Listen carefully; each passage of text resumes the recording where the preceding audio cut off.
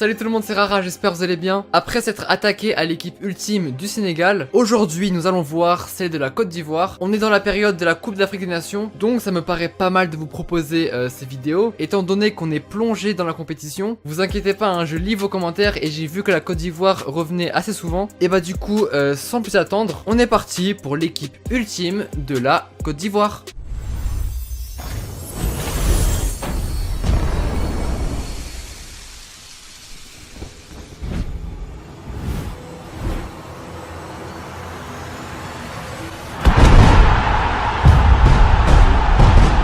Formation 4-4-2 à plat, gardien de but Sylvain Gbowo, 30 ans, 1m90, il évolue dans le club congolais du tout puissant Mazembe. Alors c'est un gardien que je ne connaissais pas, je sais juste que c'est le gardien titulaire avec la Côte d'Ivoire, qui a d'ailleurs remporté la CAN 2015, il faisait partie des meilleurs gardiens de la compétition. Malheureusement il s'était blessé juste avant la finale, Barry Kopa l'avait remplacé, on se souvient de la terrible séance de tir au but. Suite à ses performances durant la compétition, il s'est fait repérer par le club congolais, où il a signé un contrat de 5 ans en 2015. Le défenseur central gauche, le mancunien Eric Bertrand Bailly, qui a malheureusement connu de nombreuses phases de blessures avec son club. Mis à part Manchester United, il a passé toute sa carrière en Espagne, au RCD espagnol, puis à Villarreal, où il est resté une saison de 2015 à 2016. Il avait d'ailleurs réalisé une très bonne saison, ce qui lui a valu d'être transféré dans le club anglais. À part ça, lui aussi a remporté la CAN en 2015. Bon défenseur, titulaire indiscutable dans l'équipe. En revanche, le défenseur central droit n'a pas remporté la CAN avec la Côte d'Ivoire, puisqu'il s'agit de Jonathan Tah, né à Hambourg d'une mère allemande et d'un père ivoirien. Il aurait pu jouer pour la Côte d'Ivoire, il a un potentiel incroyable. Il a signé son premier contrat professionnel en 2013 dans le club de sa ville, Hambourg, avant de se rendre au Bayer Leverkusen en 2015. C'est un défenseur très jeune, c'est un 96, il a 23 ans, et il fait 1m95 pour 97 kg. Il est impressionnant. Ah bah il a toute une carrière devant lui, mais malheureusement ce ne sera pas avec la Côte d'Ivoire, puisqu'il a choisi l'Allemagne. En tout cas, c'est un très bon défenseur que la Côte d'Ivoire aurait pu avoir. Personnellement, j'attends de voir ce qu'il donnera quand il ira dans un autre club, en dehors de la Bundesliga. Défenseur gauche, Adama Traoré. Alors, à ce poste-là, j'étais un peu bloqué. Entre lui, Ismaël Traoré, Wonlo Koulibaly, je savais pas trop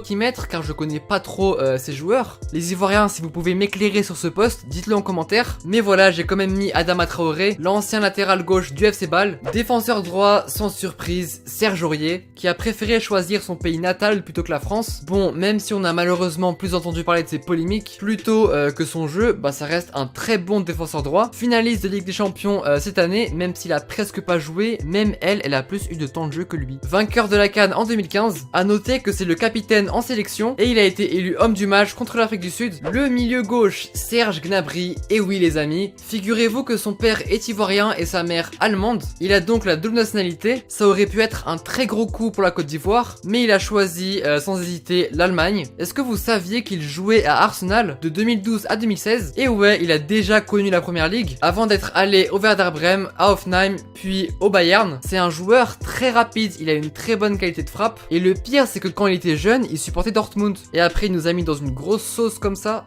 terrible. Les deux milieux centraux sont très complets. On commence par le premier, Franck Kessié, le joueur de l'AC Milan, très jeune, 22 ans. Il n'a pas participé à la CAN 2015. Joueur physique, peut également jouer en tant que milieu défensif. Bonne qualité de frappe également. Il s'intègre parfaitement dans ce 4-4-2, d'autant plus qu'il est accompagné de Jean-Michael Seri, l'ancien niçois qui avait impressionné la Ligue 1, ce qui lui a valu d'être transféré à Fulham, même s'il était courtisé par le FC Barcelone à l'époque. Malgré sa petite taille d'1m68, il est vraiment polyvalent. Malheureusement pour lui, il n'a pas été étincelant en Angleterre. On espère qu'il va pouvoir se relancer car c'est un meneur de jeu qui a énormément de potentiel. Concernant la Côte d'Ivoire, bah il a sa place dans l'équipe, il n'y a aucun doute là-dessus. On passe au milieu droit de l'équipe avec Nicolas Pepe, qui a été tout simplement exceptionnel avec Lille cette saison. Il a réalisé une excellente saison et c'est pas pour rien que le club a fini vice-champion. Ah bah c'est clairement la saison où il s'est révélé. 22 buts et 11 passes décisives en 38 matchs de championnat, à savoir qu'il a débuté sa carrière en tant que gardien de but.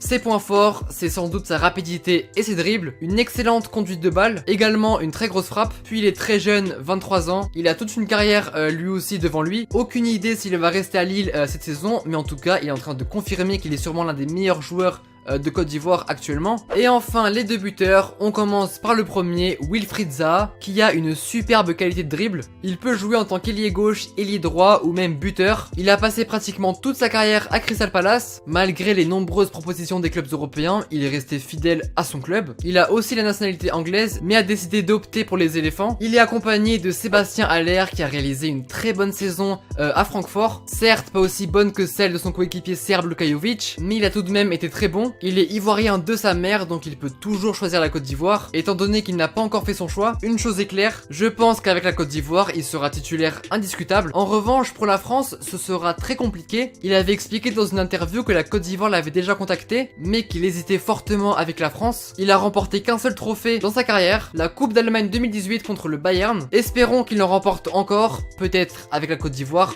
on sait pas. Et donc voilà à quoi ressemble l'équipe ultime de la Côte d'Ivoire. Je la trouve personnellement très complète. Le 4-4-2 à plat convient parfaitement à cette équipe, avec deux milieux parfaitement polyvalents. Sur les côtés ça va très vite avec Gnabry Pepe, et en attaque on a d'un côté un joueur très rapide et très technique, et de l'autre on a un joueur un peu moins rapide mais très grand, très bon de la tête et très bon dans la finition. Concernant les joueurs que je n'ai pas cités, on peut ajouter à ça Dan Axel Zagadou, qui est franco-ivoirien mais qui n'a pas encore fait son choix, Moïse Kean, qui est né de deux parents ivoiriens mais qui a choisi l'Italie, Salomon Kalou qui joue pour la Côte d'Ivoire et qui est très bon dans la finition, également Thiemoué Bakayoko qui est ivoirien mais que je n'ai pas mis titulaire dans l'équipe car pour moi il n'est pas aussi polyvalent que les deux milieux là. Je le verrai plus en milieu défensif. On a également du Maxwell Cornet, Gervinho, Jean-Philippe Gbamin qui a un profil un peu similaire à Bakayoko, Max-Alain Gradel, Seredier, Kodjia qui est titulaire avec la Côte d'Ivoire. J'espère que cette vidéo vous aura plu. Comme d'habitude, si c'est le cas, mets ton like et dis-moi en commentaire la nation que tu veux que je représente en vidéo. Merci à vous pour le soutien. Allez, tchuss!